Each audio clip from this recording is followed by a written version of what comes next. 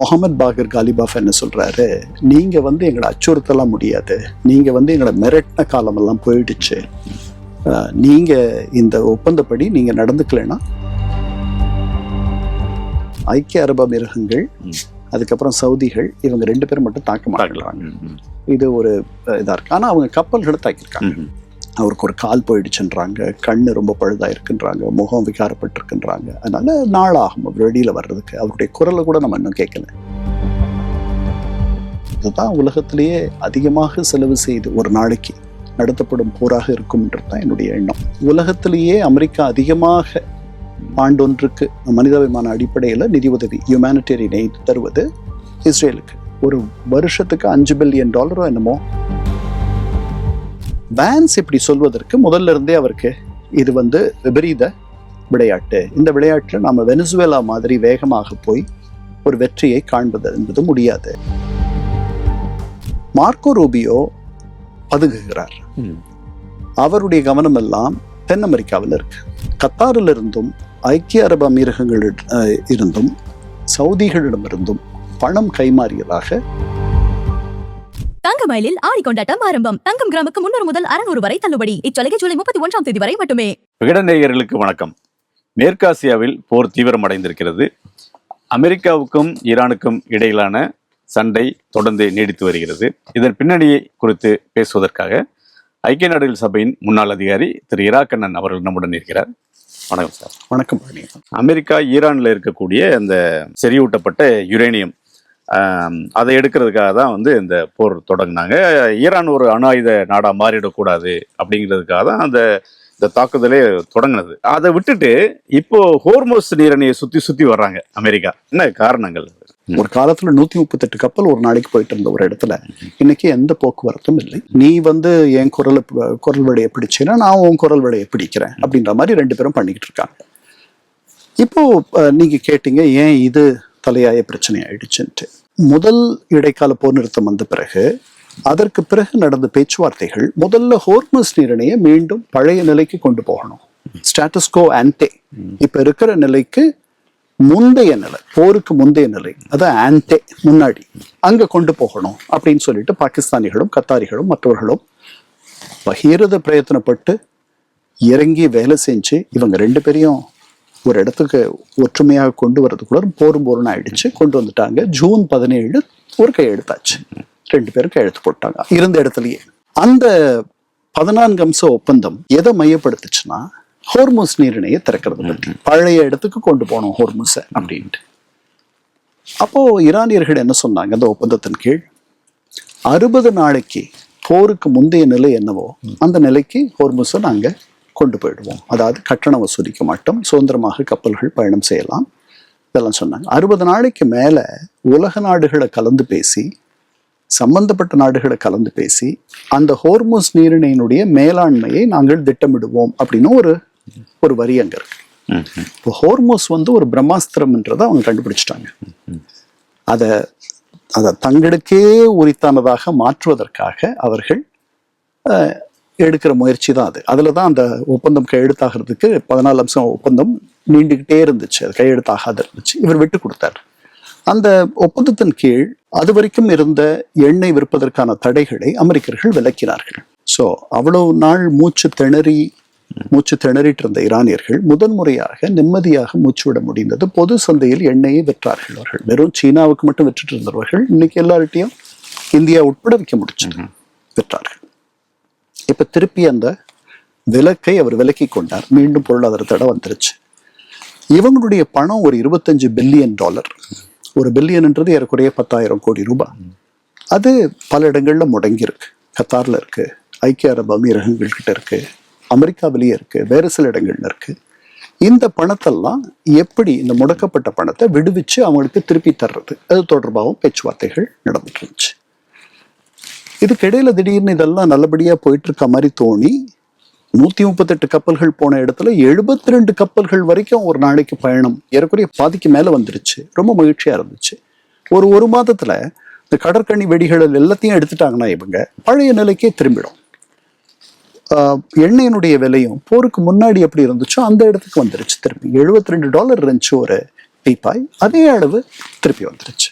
எல்லாம் நல்லா போயிட்டு இருந்துச்சு. திடீர்னு ஒரு 3 சரக்கு கப்பல்கள் மீது ஈரானியர்கள் தாக்குதல்களை நடத்தினார்கள் அந்த ஹோர்முஸ் நீரிணையில அப்படின்னு அமெரிக்கர்கள் சொன்னாங்க. இது 6ஆம் தேதியோ 7ஆம் தேதியோ இந்த மாதம் சொல்லிட்டு உடனே அதற்கு பதிலடியாக இதற்கு முன்பு அவர்கள் நடத்திய தாக்குதல்களை காட்டிலும் 4-5 மடங்கு உக்கிரமான தாக்குதல்களை நடத்தினார்கள். அப்ப தொடங்குனது. அதுக்கப்புறம் இவர்கள் பதிலடி இது நடந்துட்டு இருக்கு. இது ஒரு 2 நாள் ஒன்னும் இது ஏன் இது நடக்குதுன்றது சரியா புரியாத இருந்துச்சு. 2 நாளைக்கு பிறகு நமக்கு மெதுவா புரிய ஆரம்பிச்சது. என்னன்னா, இந்த ஹோர்முஸ் நீரிணைக்கு ரொம்ப வேண்டிய நாடுகள் ஒன்று ஈரான், அது நமக்கு தெரியும். இன்னொன்று ஒமான். ஒமான் தெற்கு பகுதியில் இருக்கு, இது வடக்கு பகுதியில் இருக்கு. இந்த ஒப்பந்தம் கையெழுத்தாகும் பொழுது ஈரானியர்கள் என்ன சொன்னாங்க, நாங்க சொல்ற பாதையில அதுதான் பாதுகாப்பான பாதை, ஏன்னா நாங்க தான் கண்ணி வெடியெல்லாம் வச்சிருக்கோம், எங்களுக்கு தெரியும், அந்த பாதையில கப்பல்கள் பயணம் பண்றது தான் நாங்க விரும்புறோம் அப்படின்னு சொல்லிட்டாங்க.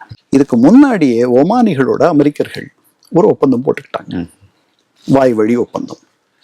ஒமான் கரையை ஒட்டிய கண்ணி வெடிகளே இல்லாத ஒமான் ஒரு வேண்டிய நாடு, பகை நாடு அல்ல, அந்த வழியாக கப்பல்கள் போகணும் பொதுவாக அப்படின்றது அமெரிக்கர்களுடைய விருப்பம். பல நாடுகளுடைய விருப்பமும் அதுதான். ஈரானை ஒட்டி போக வேண்டாம், எப்படி நடக்கும் அங்க இவர்களை நம்ப முடியாது, அப்படி என்ன காரணம்னு தெரியாது, ஆனா இது இன்னும் பாதுகாப்பானது அப்படின்னு நினைக்கிறாங்க. இந்த போக்குவரத்து தொடங்கின பிறகு பாதி கப்பல்கள் இப்படியும் பாதி கப்பல்கள் அப்படியும் போக ஆரம்பிச்சது. எல்லா கப்பல்களும் தாங்கள் சொல்ற வழியில தான் போகணும்ன்றது ஈரானியர்களுடைய எண்ணம். அதை பலமுறை அவர்கள் சொல்லிட்டாங்க, எச்சரிக்கையும் விடுத்துட்டாங்க. ஆனா அந்த எச்சரிக்கையை மீறி நிறைய கப்பல்கள் போயிட்டு இருந்துச்சு. இதுதான் அவர்கள் அந்த 3 கப்பல்களை தாக்கியதற்கு காரணம்னு தெரிய வந்துச்சு. ஒன்னு சவுதி கப்பல், இன்னொன்னு கத்தாரி கப்பல், இன்னொன்னு லைபீரிய கொடி தாங்கிய கப்பல், அதுக்கப்புறம் சைப்ரஸ் கப்பல் ஒண்ணு, அதுக்கப்புறம் ஐக்கிய அரபு அமீரகங்கள் கப்பல்கள் 2 அடிச்சிருக்காங்க. இதுக்கு இடையில முகமது பாகர் காலிபாஃப் என்ன சொல்றாரு, நீங்க எங்களை அச்சுறுத்தலாம் முடியாது, நீங்க எங்களை மிரட்டின காலமெல்லாம் போயிடுச்சு, நீங்க இந்த ஒப்பந்தப்படி நீங்க நடந்துக்கலைன்னா நாங்க இந்த ஒப்பந்தத்தை கடைபிடிக்கணும்னு அவசியம் இல்லைன்ட்டு அவர் ஒண்ணு சொல்றாரு. அதிபர் ட்ரம்ப் என்ன சொல்றாரு, நீங்க தான் முட்டாள்தனமா அதை மீறிட்டீங்க, நீங்க உங்களோட பேச்சுவார்த்தை நடத்துறது வீண், நீங்க நேரத்தை பாழ் பண்றவங்க, நீங்க சுத்த அயோக்கியர்கள், ஸ்கம் அப்படின்னு சொல்லிட்டாரு.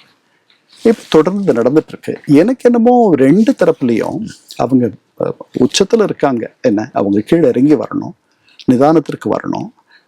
ட்ரம்ப்புக்கு இந்த போரை எப்படி முடிக்கிறதுன்னு தெரியல. அவருக்கு தெரியலன்னு சொல்றீங்க, ஆனா தாக்குதல் ரொம்ப தீவிரமான தாக்குதல் நடந்து, எவ்வளவு தாக்குதல் பண்ணி அவங்க தான் மசிய மாட்டேன்றாங்க. ஆனா இந்த முறை தாக்குதலை தீவிரப்படுத்தி இருக்காங்க அமெரிக்கா அப்படின்னு நம்ம செய்தியெல்லாம் பாக்குறோம்.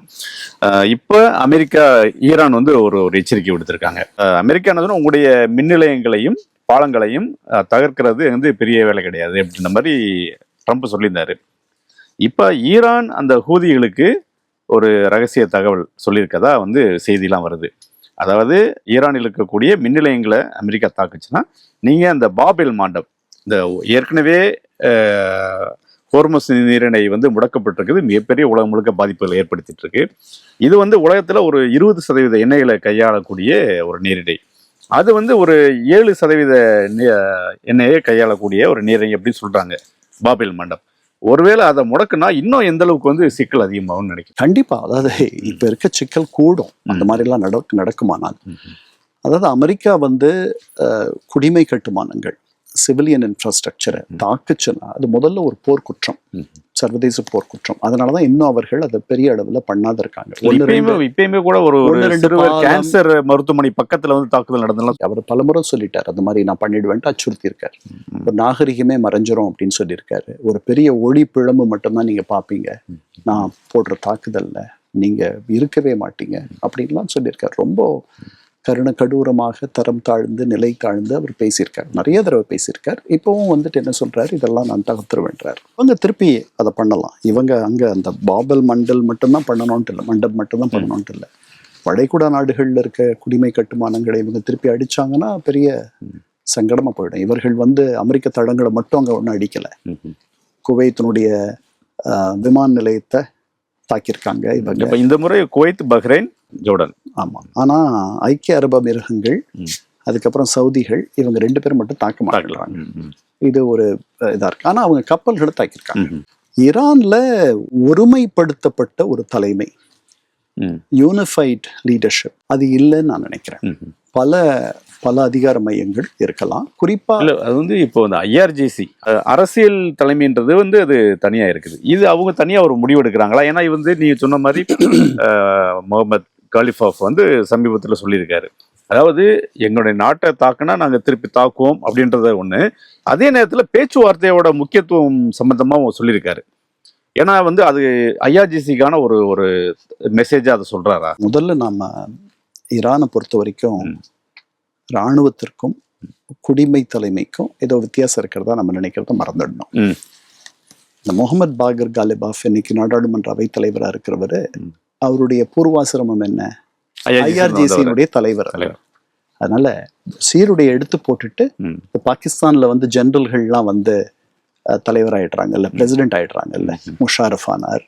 ஆனா இன்றைய நிலைமையில வந்து இப்ப மோஜ்தபா அவர்தான் அது மாதிரி சொல்றேன். அதனால இதுல அங்க அந்த நாட்டை வந்து நிர்வாகம் பண்றது, அந்த நாட்டினுடைய ஆட்சியை இந்த பெசஷ்கியான் இருக்காரு, அவர் தான் நீங்க குடிமை தலைமைன்னு சொல்லலாம். அவரை பத்தி நம்ம அதிகம் படிக்க மாட்டேன்றோம். நான் ஒரு கட்டுரை படிச்சேன். அந்த கட்டுரையில சொல்றாங்க, ஒரு அரபு எழுதின கட்டுரை, இது எல்லாம் இது ஈரானியர்கள் தோற்று போனால், ஈரானியர்கள் இவ்வளவு வீரப்பா பேசுறாங்க, இதெல்லாம் பண்ணி இந்த பேச்சுவார்த்தைகள்ல அவர்கள் தோற்று போனாலும் சரி, இல்லை இந்த தாக்குதல்களில் கடைசியில் தோற்று போனாலும் சரி, பெசஷ்கியானை அவர்கள் பலிகடாக்கி விடுவார்கள், வென்றால் இவர்கள் சொந்தம் கொண்டாடுவார்கள் வெற்றிக்கு அப்படின்ட்டு ஒரு கட்டுரை படித்தேன். அதனால முகமது பாகர் காலிபாஃப், முஜ்தபா கமேனி, ஐஆர்ஜிசி இஸ்லாமிய புரட்சிகர இராணுவ அமைப்பு, சீருடை அணிந்தவர்கள், அப்புறம் அந்த நாட்டினுடைய மத தலைவர்கள், இவர்கள் எல்லாம் சேர்ந்து இதுல வந்து ஒற்றுமையாக இவர்கள் ஒரே முடிவு எடுப்பார்கள். அந்த இடத்துல ஒரு உச்ச தலைவர் இருந்த நிலை போயிடுச்சு இந்த 47 ஆண்டுகள்ல. இப்ப இவர் வந்து இன்னும் கொஞ்சம் நாள் ஆகும் இவர் தன்னை வந்து நிலைப்படுத்திக்கிறதுக்கு. அவர் அவங்க தந்தையினுடைய நல்லடக்கத்திற்கு கூட அவர் வெளியே வரல. அதனால அவருடைய உடல்நிலை எப்படி இருக்குன்னு நமக்கு தெரியாது. அவர் வந்து நான் நினைக்கிறேன் படுத்த படுக்கையா தான் இருக்காரு. அவருக்கு ஒரு கால் போயிடுச்சுன்றாங்க, கண்ணு ரொம்ப பழுதா இருக்குன்றாங்க, முகம் விகாரப்பட்டிருக்குன்றாங்க. அதனால நாளாகும் அவர் வெளியில வர்றதுக்கு. அவருடைய குரலை கூட நம்ம இன்னும் கேட்கல. அவருடைய எழுத்து மூலமா அவர் சொல்றதுதான் வெளியில சொல்றாங்க. இதற்கெல்லாம் வஞ்சம் தீப்போம் அப்படின்ட்டு அந்த நல்லடக்கத்தின் போது அவர் சொன்னதாக சொல்றாங்க. அதனால எனக்கு என்னமோ இது வந்து பிளவுபட்ட தலைமையினுடைய ஒரு வெளிப்பாடோ இந்த மாதிரி. ஏன்னா நேற்று கூட அவர் என்ன சொல்லியிருக்காரு, ஈரானியர்கள் தொடர்ந்து பேச்சுவார்த்தை நடத்தணும்னு என்ன கேட்கிறாங்கன்றார் அதிபர் ட்ரம்ப். 2 பாதையில பயணம். ஒரு பக்கம் சண்டை நடக்குது, ஒரு பக்கம் பேச்சுவார்த்தைகளும், இந்த பக்கம் அதுக்கான ஒரு ஆர்வம் ஒன்றும் குறையல. ஏன்னா ரெண்டு தரப்புலையுமே தாக்குதல் நடத்துறாங்க, பதிலடி நடக்குது. அதே டைம்ல பேச்சுவார்த்தைக்கான ஒரு ஸ்பேஸும் கொடுக்குறாங்க 2 பேருமே. ஏன்னா வேற வழி கிடையாது. அதாவது ஈரானியர்களுக்கு இதுல இருந்து அவங்க விடுபடணும், ஒரு இயல்பு நிலைக்கு வாழ்க்கை வரணும். ரொம்ப நாளா இந்த வாழ்க்கையை வாழ்ந்துட்டு இருக்காங்க. இது ஒரு துன்பமான வாழ்க்கை, இதுல இருந்து வெளியே வரணும். ஆனா இந்த தாக்குதல்ல துறைமுகங்களை பூரா தாக்குதல் நடத்திருக்காங்க. ஒன்று பந்தர் அப்பாஸ், இன்னொன்று நம்ம சபாகர் துறைமுகம் வந்து நம்ம இந்தியா முதலீடுல பல டெவலப்மெண்ட்லாம் அதை பண்ணியிருக்கோம். அது வந்து பெரிய அளவில் தாக்கி சேதப்படுத்தியிருக்காங்க. இந்த சேதம்லாம் எந்த அளவுக்கு வந்து பாதிப்பு இருக்கு? இல்லை, இந்த சேதமெல்லாம் அவர்களுடைய வளர்ச்சியை, அவர்களுடைய அதை வந்து கிட்டத்தட்ட இப்போ இந்த போரே ஒரு 10 ஆண்டுகள் ஈரானை பின்னுக்கு தள்ளிடும். அவங்களுடைய கட்டுமானங்கள் இதெல்லாம் திருப்பி அவர்கள் வந்து புனர் நிர்மாணம் பண்றதுன்னா அதுக்கு நிறைய காசு செலவாகும். காசு ஒரு பக்கம் இருக்கட்டும், நேரம் செலவாகும். இதெல்லாம் திருப்பி நிர்மாணம் பண்றதுக்கு ஒரு 10 ஆண்டுகளாவது ஆயிடும். ஒரு $300 பில்லியன் அளவுக்கு இழப்பு நடந்திருக்கு அப்படின்னு சொல்றாங்க. அமெரிக்க தரப்பிலிருந்து $100 பில்லியன் செலவு செய்து இந்த போரை நடத்தினதா சொல்றாங்க. அதை விட அதிகமா இருக்கும்ன்றது தான் என்னுடைய எண்ணம். 100 பில்லியன்லாம் ரொம்ப குறைச்சலா தெரியுது எனக்கு. நிறைய அவங்க கண்ணுக்கு தெரியாத செலவுகள் எவ்வளவோ இருக்கலாம். 100 பில்லியன் இப்போ தொடக்கத்துல ஒரு மாதம் முன்னாடி நமக்கு வந்த ஒரு தகவல் சொல்லுச்சு. இதற்கு அமெரிக்கர்கள் மிகப்பெரிய அளவில், இதுதான் உலகத்திலேயே அதிகமாக செலவு செய்து ஒரு நாளைக்கு நடத்தப்படும் போராக இருக்கும்ன்றது தான் என்னுடைய எண்ணம். இந்த போர் முடிஞ்ச பிறகுதான் அந்த தகவல்கள்லாம் நமக்கு முழுமையா தெரிய வரும். அதனால அவருக்கு பெரிய சிரமம் இருக்கு. அவருக்கு நவம்பர்ல காங்கிரஸ்ல தேர்தல் வந்துடுது, திருப்பி எண்ணெய் வந்து பழைய இடத்துக்கு போயிட்டு இருக்கு, அவருக்கு மூச்சு முட்டுது. அவருக்கு இந்த போர் தொடங்கும் பொழுதும் பெரிய ஆதரவு இல்லை. தொடங்கும் போதும் ஆதரவு கிடையாது. இப்பயும் அந்த ரொம்ப குறைஞ்சிருக்கு இன்னும். குறைஞ்சிருக்கு. இப்போ வைஸ் பிரசிடென்ட் ஜேடி வான்ஸ் வந்து அவருடைய ஸ்டேட்மெண்ட் வந்து ரொம்ப முக்கியமா இந்த தடவை பார்க்கப்படுது. அவர் வந்து போர் தீர்வு கிடையாது, அதுக்கு எதிராகவே பேசுறாரு. அதே நேரத்தில் அந்த இஸ்ரேலுக்கு வந்து இராணுவ உதவி தொடர்ந்து ஒரு பெரிய அளவில் ஒரு ஃபண்டு கொடுத்துட்டு இருக்காங்க. அதை இந்த முறை $3.3 பில்லியன் அது கொடுக்கறதுக்கான ஒப்புதல் நாடாளுமன்றத்தில் கொடுக்குறவங்க அதுக்கு எதிர்ப்பு தெரிவித்து இப்போ அது வந்து நிறுத்தி வைக்கப்பட்டிருக்கு. வந்து உண்மை, இது வந்து ஜனநாயக கட்சி எடுத்த முன்னெடுப்பு. இஸ்ரேலியர்கள் மீது அவர்களுடைய மனித உரிமை மீறல்கள், அவங்க இந்த 2-3 ஆண்டுகளாக அவர்கள் ஒரு புதிய தாழ்நிலைக்கு போயிட்டாங்க. ஒரு நியூ லோ. இஸ்ரேலிய அரசு அவங்க பண்ற வன்முறை ஆகட்டும், அவர்கள் பண்ற கொடுமையாகட்டும், அதெல்லாம் அத்துமீறல்கள் கொஞ்சம் நெஞ்சம் இல்லை. இது அங்க அவர்களுக்கு இருந்த, அமெரிக்காவில் பொதுவாக அவர்கள் மீது இருந்த ஒரு நல்லெண்ணத்தை பெருமளவு குறைச்சிருக்குன்ட்டு தான் செய்திகள் வருது. ஜனநாயக கட்சியைச் சேர்ந்தவர்கள், அவர்கள் எதிர்கட்சி, அவர்களுக்கு உலகத்திலேயே அமெரிக்கா அதிகமாக ஆண்டொன்றுக்கு மனிதாபிமான அடிப்படையில் நிதி உதவி, ஹியூமானிட்டேரியன் எய்ட் தருவது இஸ்ரேலுக்கு. ஒரு வருஷத்துக்கு $5 பில்லியன் என்னமோ கொடுக்குது. அடுத்தது எகிப்து. அவங்க 2 பேரும் நட்பா இருக்கணுன்றதுக்காகவே அடுத்த பக்கத்து நாடுகள் அவை. அவங்க 2 பேருக்கும் நட்பை ஏற்படுத்தினது அமெரிக்கா 79 கேம்ப் டேவிட் அக்கார்ட்ஸ் 78-79. அதுக்கப்புறம் அதிபர் ஜிம்மி கார்ட்டர் பண்ணது. அதுல இருந்து ரெண்டும் அவங்க கிட்ட இருந்து நிதி உதவி வாங்குறதுல மிகப்பெரிய நாடுகள். இதுல கொஞ்சம் நிதி அவங்களுடைய இராணுவ தளவாடங்களா, தொழில்நுட்பமாக அப்படியெல்லாம் போகும். இப்போ ஜனநாயக கட்சி உள்ளேயே 2 விதமான ஒரு கருத்து இருக்கு. ஒன்று, எல்லா நிதியவும் அவர்கள் திருந்துகிறவரை, தங்களுடைய செயல்களை திருத்திக் கொள்கிறவரை கொடுக்கக்கூடாதுன்ட்டு ஒரு பக்கமும், இன்னொரு பக்கம் வந்து இல்லை, மனிதாபிமான அடிப்படையில் தரப்படும் நிதி உதவியை நம்ம நிறுத்தக்கூடாது, இராணுவ ரீதியாக அந்த 5 பில்லியன்ல எவ்வளவு இராணுவத்திற்காக, தளவாடங்களுக்காக, ஆயுதங்களுக்காக தருகிறோமோ அதை மட்டும் நம்ம நிறுத்திடணும் அப்படின்னு சொல்றவங்க இருக்காங்க. ஆனா இதெல்லாம் மீறி அது வந்து நாடாளுமன்றத்தை அந்த மசோதா தோற்கடிக்கப்பட்டுவிடும் அப்படின்றதுதான் என்னுடைய எண்ணம். அந்த அளவுக்கு இன்னும் முழுமையாக இஸ்ரேலுக்கு இருக்கக்கூடிய செல்வாக்கு முழுவதுமாக போகவில்லை.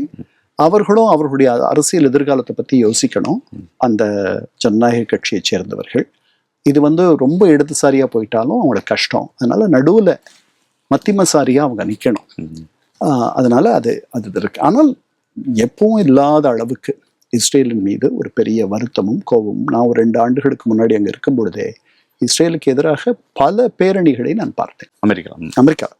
அமெரிக்காவில் 2-3 இடங்களில் இஸ்ரேலியர்களுக்கு எதிரான பேரணிகளை நான் பார்த்தேன். அதுக்கு முன்னாடி நான் பார்த்ததே கிடையாது.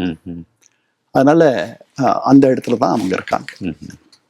இப்போ இந்த ஜேடி வான்ஸோடைய ஸ்டேட்மெண்ட் பார்த்துருப்பீங்க, அது எவ்வளவு முக்கியத்துவம் வாய்ந்ததுன்னு நினைக்கிறீங்க சார்? அதுக்கு 2 காரணம் இருக்கு. ஒன்று, இந்த போர்ல வந்து அவருக்கு முதல்ல இருந்தே உடன்பாடு இல்லை அப்படின்னு தான் செய்திகள் வெளியே வந்துச்சு. அவர் வெளியே வந்து இல்லை அப்படிலாம் இல்லை, நீங்க நினைச்சதெல்லாம் தப்பு, நான் எங்க அதிபரோட என்ன பேசினேன், அவருக்கு என்ன யோசனை சொன்னன்றதை உங்ககிட்ட எல்லாம் பகிர்ந்துக்க வேண்டிய அவசியம் இல்லை அப்படின்லாம் அவர் வெளியே வந்து சொன்னார். தொடக்கத்தில் அவர் இந்த போருக்கு எதிராக இருந்தார். இந்த போருக்கு அவர் ஒப்புக்கொண்ட பின் முதல்ல அவர் வேண்டானார். மற்றவர்கள் எல்லாம் இந்த போருக்கு போகணும்னு சொல்லும் பொழுது அவர் மட்டும் தனியா, அவரும் இன்னும் ஒருத்தர் 2 பேர் மட்டும், பெரும்பாலானவர்கள் நம்ம போய் முடிச்சிடணும் அவர்களை அப்படின்னு சொன்னாங்க. இவர் மட்டும் தயங்கி நிற்கும் பொழுது அதுக்கப்புறம் அவரும் இவ்வளவு பேர் சொல்றாங்கன்னு வழிக்கு வந்துட்டு சொன்னார், இதை நீங்க நடத்தணும்னு நீங்க நினைச்சீங்கன்னா வேகமா நடத்தணும், அடிக்கிற அடியில வேகமா நீங்க அடிச்சுட்டு வந்துடணும் அப்படின்னு சொன்னார். சொல்லிட்டு வெளியே வந்து இதெல்லாம் பரவிடுச்சு. எல்லா அமெரிக்க ஊடகங்கள்லயும் இந்த செய்தியெல்லாம் வந்துச்சு. அவர் அதை மறுக்கலை, ஒத்துக்கலை. நாங்க என்ன பேசணும்னு உங்களுக்கு சொல்ல வேண்டிய அவசியம் இல்லை அப்படின்னு மட்டும் சொல்லிட்டார். நான் அதிபர் ட்ரம்ப் என்ன முடிவு எடுக்கிறாரோ அதற்கு துணையா இருக்க வேண்டியதுதான் என்னுடைய வேலை அப்படின்னு சொன்னார். இதுல இருந்து தெரிஞ்சு போச்சு அவருக்கு முழுமையான அதுல ஒரு பிடிப்பில்லைன்ட்டு. அதனால தான் அவரை கொண்டு வந்து இந்த பேச்சுவார்த்தைகளுக்கு அவரு கொண்டு வந்து நிறுத்தினார். அப்புறம் வேடிக்கையா கூட சொன்னார், இதுல வென்றுட்டா நான் பேர் எடுத்துக்குவேன், தோத்துட்டா வேன்ஸ் தலையில கட்டிடுவேன் இந்த தோல்வியை அப்படின்னும் வேடிக்கையா சொன்னார். அதுல பாதிதான் வேடிக்கை, பாதி உண்மை அப்படின்ட்டு சொன்ன ஊடகவியலாளர்கள்லாம் இருக்காங்க. வேன்ஸ் இப்படி சொல்வதற்கு முதல்ல இருந்தே அவருக்கு இது வந்து விபரீத விளையாட்டு, இந்த விளையாட்டுல நாம வெனிசுவேலா மாதிரி வேகமாக போய் ஒரு வெற்றியை காண்பது என்பது முடியாது. ஈரானியர்கள் வந்து மிகப்பெரிய ஒரு நாகரிகம், 9 கோடி மக்கள், 90 மில்லியன் மக்கள் இருக்கக்கூடிய ஒரு நாடு, பெரிய துன்பங்களை எல்லாம் கண்டு வந்த நாடு. அதனால அப்புறம் ரொம்ப தொலைவில் இருக்கு, 10,000 மைலுக்கு அப்பால் இருக்கு. அதை போய் நம்ம எப்படி சமர் பண்ண முடியும்? எப்படியெல்லாம் அவர் நினைச்சார். இன்னொரு காரணம், அவர் இவருக்கு பிறகு அதிபராக வேண்டும் என்று எண்ணுகிறார். இப்போ அவருக்கும் மார்க்கோ ரூபியோவுக்கும் தான் இந்த பக்கம் வந்து ஒரு போட்டி இருக்கும்னு நினைச்சோம். மார்க்கோ ரூபியோ பதுங்குகிறார். அவருடைய கவனம் எல்லாம் தென் அமெரிக்காவில் இருக்கு. அவர் கியூபாவை, வெனிசுவேலாவை, அங்கு தினசரி அங்க அமெரிக்காவினுடைய அந்த நாடுகள் தொடர்பான வெளியுறவு கொள்கை, அந்த நாடுகளை நடத்துறது, இங்கிருந்து இயக்குற ஒரு ஆளாக அவர் இருக்கிறார். அதை பண்ணிட்டு இருக்கார். அவருக்கு இன்னும் டயம் இருக்கு. 2 பேருமே இளையவர்கள், 2 பேருமே 40கள்ல இருக்கிற இளைஞர்கள். அவர் பொறுக்கலான்ற மாதிரி நினைக்கிறார். ஏன்னா அவருக்கு வந்து அவருடைய பெற்றோர்கள் கியூபாவை சேர்ந்தவர்கள். கியூபாவிலிருந்து அவர்கள் கியூபா புரட்சிக்கு முன்னாடியே அமெரிக்காவுக்கு புலம்பெயர்ந்தவர்கள். இவர் இங்க பிறந்தவர். ஆனாலும் அவரை பார்க்கும் பொழுதும் அவரை தெளிவா தெரியுது, அவருடைய பெயர் எல்லாமே. அவர் அந்த நாட்டில் முதல் தலைமுறை, இன்னும் சொல்ல போனால். அதனால அவருக்கு இன்னும் கொஞ்சம் எந்த காரணத்தினால காத்திருக்கணும்னு நினைக்கிறாருன்னு தெரியாது. ஏன்னா அதிபர் ட்ரம்ப்புக்கு எதிராகவே அவர் நின்றார் முதல்ல. அவங்க குடியரசுக் கட்சியினுடைய வேட்பாளர் ஆவதற்கு அவர் தன்னை அந்த போட்டியில தன்னுடைய பெயரை அவர் கொடுத்தார். அதுக்கப்புறம் அப்போ ட்ரம்ப்புக்கு எதிராலாம் ரொம்ப கருத்து சொல்லியிருக்காரு, ரொம்ப கடுமையெல்லாம் பேசியிருக்காரு. அதே மாதிரி வான்ஸும் பேசியிருக்காரு. அதுக்கப்புறம் எல்லாம் வழிக்கு வந்துட்டாங்க. அதனால வான்ஸை பொறுத்த வரைக்கும் இந்த போரில் அவருக்கு பெரிய நாட்டம் இல்லை. இந்த போர் வேகமாக முடிக்கக்கூடியது அப்படின்ற எண்ணம் அவருக்கு எப்போதும் இருந்ததில்லை. அவர் நினைச்சபடி தான் நடந்துட்டு இருக்கு. இவர்கள் சாமானியர்கள் இல்லை, இந்த ஈரானியர்கள். அவர்கள் வேகமாக உங்களுக்கு வேண்டியதை தரப்போவதில்லை. இது வேண்டாம், இந்த நேரத்தில் இது தேவையில்லை அப்படின்னு அவர் நினைக்கிறார். அதனால அதிபர் ட்ரம்ப்புக்கும் அவர் நல்லவராக இருக்க வேண்டியிருக்கு. அவரை நேரடியாக பகைச்சிக்க முடியாது. ஏன்னா ட்ரம்ப்புக்குன்ட்டு ஒரு பெரிய ஆதரவு தளம் இருக்கு. அந்த ஆதரவு தளத்தை நம்ம குறைச்சி மதிப்பிட்டுறக்கூடாது. அவர் என்ன பண்ணாலும் கண்மூடித்தனமா ஆதரிக்கிறதுக்கு ஆட்கள் இருக்காங்க. அவங்கள அவர் பகைச்சிக்க, அவங்களுடைய உதவி இல்லாமல் அவர் வெற்றி பெற முடியாது. அதனால அங்கேயும் அவர் நல்லவராக இருக்கணும்னு நினைக்கிறார். பொதுவாக எந்த விதமான அபிப்பிராயமும் இல்லாமல் இந்த போரை வேண்டாம் என்று எண்ணுகிற பல பேர் இருக்கிறார்கள் அமெரிக்காவில். பெரும்பளவு அவங்க தான் இருக்காங்க. அவங்களுக்கு தான் ஒரு நல்ல வேட்பாளராக தெரிய வேண்டும் என்பதில் அவர் கருத்தாக இருக்கிறார். அதுல சில பேரை குறிப்பிட்டு சொல்றாரு. அதாவது இந்த பேச்சுவார்த்தை கூடாதுன்னு சில பேர் சொல்றாங்க. அது ரொம்ப முட்டாள்தனமானது, ஆயுதம்ன்றது வந்து தீர்வு கொடுக்காது அப்படின்றத சொல்றாரு. கரெக்ட். அதுதான். ஏன்னா இவர்கள் போதுமான அளவு தாக்குறாங்க. எவ்வளவு தாக்குனாலும் நீங்க எங்களை ஒன்றும் பண்ண முடியாது, எல்லா வலியும் நாங்கள் தாங்குறோம்னு சொல்லலாம். என்ன பண்ண முடியும்? ஒரு விஷயம் என்ன சொல்றாருன்னா, அவங்க ட்ரோன்ஸ் இருக்கு, அவங்கள்ட்ட வந்து ஏவுகணை இருக்கு, இப்ப கப்பல் போகுது, ஒரு கப்பல் அடிச்சிட்டா கூட மற்ற கப்பல் முதலாளிகள்லாம் வந்து பயப்படுவாங்க. அதனால வந்து இந்த பிரச்சனைக்கு வந்து தீர்வே காண முடியாதுன்றத கரெக்டா சொல்றாரு அவரு. அவரு 40 சில்லற வயது தான் ஆகுது அவருக்கு. இருந்தாலும் வந்து ரொம்ப இவர்களோட அவரு 2 முறையுமே, 2வது முறை வந்து 17 மணி நேரம் பேச்சுவார்த்தைகள், 12ல இருந்து 17 மணி நேரம். முதல் முறை கிட்டத்தட்ட 21 மணி நேரமும் என்னமோ பேச்சுவார்த்தைகள் நடந்துச்சு. அதாவது நீங்க ஒரு 5 வருஷத்துல ஒருத்தரை எவ்வளவு நேரம் பார்ப்பீங்க, எவ்வளவு நேரம் செலவு பண்ணுவீங்களோ அதை விட அதிகமா ஒரே நேரத்துல நீங்க ஒருத்தரோட அவ்வளவு நேரம் இருக்கீங்க அப்படின்னா அவரை பத்தி தீர்மானம் பண்றதுக்கு உங்களுக்கு ஒரு வாய்ப்பு இருக்கு. இவர்களை அவர் இவ்வளவு நெருக்கத்துல பார்த்திருக்காரு. அவங்களுடைய பெரிய அவங்க தரப்புல இருந்து வந்து பேச வந்தவர்கள்லாம் சாதாரண ஆட்கள் இல்லை. முகமது பாகர் காலிபாஃப்லாம் சாதாரண ஆள் இல்லை. அவருக்கு ஒருவேளை உங்க அளவுக்கு வந்துட்டு ஒரு வெடி உலக பிரக்னை அல்லது வந்துட்டு விவரம் அதெல்லாம் இல்லாத இருக்கலாம், வெளிச்சம் அதெல்லாம் இல்லாத இருக்கலாம். ஆனால் அவர்கள் வந்து அவங்க இந்த ஓன் ரைட் அவங்கெல்லாம் மிகப்பெரிய ஆளுமைகள். அந்த இடத்துக்கு அந்த மாதிரி ஒரு அமைப்புல அந்த இடத்துக்கு அவ்வளவு உயரத்துக்கு அவங்க வர்றதுக்கு வந்துட்டு ரொம்ப சிரமம். அதெல்லாம் பார்த்திருப்பார். பார்த்துட்டு இவர்களை வந்து நாம ஒபாமா வழி தான் சரியான வழி அப்படின்ற ஒரு முடிவுக்கு அவரு வந்துருவார். இவருக்கு என்னன்னா 2.5 வருஷத்துல முடிய போகுது இவருடைய ஆட்சி காலம். அதற்கு முன்னாடி அவர் வந்து இந்த பிரச்சனைக்கு ஒரு தீர்வு கொண்டு வந்துட்டார்னா வரலாற்றில் இடம்பெற்று விடுவார். அவருக்கு முன்னாடி இருந்த எந்த அதிபரும் இதை சாதிக்கல. வெனிசுவேலாவை பொறுத்த வரைக்கும் வரலாறுல ஏற்கனவே இடம் பெற்று விட்டார். கியூபா என்னைக்கு விழுதோ அன்னைக்கு அந்த இடத்துக்கு போயிடுவார். இது 3வது முடிச்சிட்டார்னா அவரால் முடிக்க முடியாதது வடகொரியா மட்டும். வடகொரியாவுக்கு பயப்படுறாரு அவரு. அவங்க கிட்ட ஆயுதம் இருக்கு. அந்த இடத்துக்கு ஈரான் போயிடக்கூடாதுன்றதுக்காக தான் இவ்வளவு இந்த இஸ்ரேலியர்கள் வந்து அவரை இப்படி வழி நடத்தி கொண்டு வந்துட்டாங்க இஸ்ரேலியர்கள். இஸ்ரேலியர்கள் தான் இப்ப ட்ரம்ப்பை கொண்டாந்து இப்ப சிக்கல விட்டுருக்காங்க. உண்மை. அதுல இருந்து வெளியே வர முடியாம இருக்காரு. உண்மை. ஆனா இப்ப அமெரிக்காவும் ஈரானும் சண்டை போட்டுட்டு இருக்காங்க. இஸ்ரேல் தனியா இருக்கு. இல்ல, அவர்கள் பார்த்து கொண்டிருக்கிறார். வேடிக்கை பாக்குறாங்க. ஆடு நனைதேன்ட்டு ஓனாய் வருத்தப்பட்டிருக்கிறது தான். இதுல வளைகுடா நாடுகள் இப்ப தாக்குதல் நடத்தினது குவைத்து, ஜோர்டான், பஹ்ரைன். அதான் திரும்ப பதிலடி அங்க உள்ள படைத்தளங்கள், அமெரிக்க படைத்தளங்கள் மேல ஈரான் தாக்குதல் நடத்திட்டு இருக்கு. மற்ற வளைகுடா நாடுகள் மீது தாக்குதல் இல்லை. அவங்க என்ன பண்றாங்க, ஏன் அவங்க மேல் தாக்குதல் நடத்தல? சில முதலீடுகள் அமெரிக்காவுக்கு அவங்க முதலீடுகள் பண்றதா செய்தியெல்லாம் பாக்குறோம். அவர் சொல்றாரு, அது எவ்வளவு தூரம் உண்மைன்னு தெரியல. அவர் சொல்றதெல்லாம் அவர் இந்த 20% கட்டணம்னாரு, அதுக்கப்புறம் அதை திரும்ப பெற்றுக்கொண்டார். அவர் முகம் கவிழாம இருக்கணுன்றதுக்காக உடனே அந்த பணத்தை இவர்கள் முதலீடா செய்வாங்கன்றார். இதெல்லாம் நடக்குமா, உண்மையா பொய்யா, யாருக்கு தெரியும்? அவர் நினைச்சதை பேசுறாரு. அவர் சொல்ற பல விஷயங்களை நாம பெருசா எடுத்துக்க கூடாது. சவுதி அரேபியா மீது, ஐக்கிய அரபு அமீரகங்கள் மீதும் 2 நாட்டு மேலதான் இவங்க தாக்குதல் இன்னும் பண்ணல. அதாவது நாட்டு மேல தாக்குதல். கப்பல்கள் எல்லாம் பண்ணிட்டாங்க, எல்லா கப்பல்களையும் பண்ணிட்டாங்க. கத்தாரி கப்பலை பண்ணிட்டாங்க, சவுதி கப்பல் பண்ணிட்டாங்க, ஐக்கிய அரபு அமீரகங்கள் கப்பலை பண்ணிட்டாங்க. ஆனா நாடு ரொம்ப ரொம்ப அவங்களுக்கு பிடித்த நாடுகளாக இந்த சமீபத்திய தாக்குதல்களில் குவைத்தும் பஹ்ரைனும் ரொம்ப சின்ன நாடுகள். நான் 2 இடத்துக்கும் போயிருக்கேன். ரொம்ப சின்ன நாடுகள். இல்ல, பஹ்ரைன் ஷியா முஸ்லிம்கள் பெரும்பான்மையாக இருக்கிற ஒரு நாடு. 70கள் வரை அது ஈரானுடைய ஒரு பகுதியாக இருந்துச்சு. அதுக்கப்புறம் ஒரு வாக்கெடுப்பு நடத்தி அவங்க தனியா போயிட்டாங்க. அவர்களை ஆளுபவர்கள் சன்னி இஸ்லாமிய தலைவர்கள். அதனால அது எனக்கு புரியல என்ன காரணம்ட்டு. குவைத் ஒரு இருக்கிற அந்த 6 வளைகுடா நாடுகள்லயே அது ஒரு குட்டி நாடு. அந்த நாட்டை சதாம் ஹுசேன் சுவாகா பண்ணது உங்களுக்கு தெரியும் 1990. அவரை திருப்பி அவர் இடத்துக்கே அனுப்புறதுக்கு அமெரிக்கர்களும் பல நாடுகள் சேர்ந்து அவரை திருப்பி அனுப்புனாங்க. அதுக்கப்புறம் தான் அவருடைய வீழ்ச்சி நடந்துச்சு. அதனால ஊருக்கு இழைச்சவன் பிள்ளையார் கோயில் ஆண்டி மாதிரி இந்த 2 பேரும் இருக்கிறார்கள். ஒமான் மேல கூட தாக்குதல் நடந்திருக்கு எனக்கு தெரிஞ்சு.